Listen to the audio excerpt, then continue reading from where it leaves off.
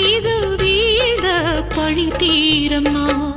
திருப்பத்தூர் பூமாரி, திருவானை gamma, மாங்காட்டு Kamakshi, மலையாள பகவதி, தஞ்சாவூர் மாரியே, கன்னியாகுமாரியே, மலையன்னூர் செண்பகம், மயிலாப்பூர் கற்பகம், கன்னிகா பரமேஸ்வரி, அன்னையே ஜெகதம்பா, உல்கானத்தம்மாவே, துர்கை அம்மாவே, புலி அம்மாவே, குலுங்கி அம்மாவே, எல்லை அம்மாவே, கங்கை அம்மாவே, நாச்சி அம்மா, கொஞ்சம் பேச்சி அம்மா,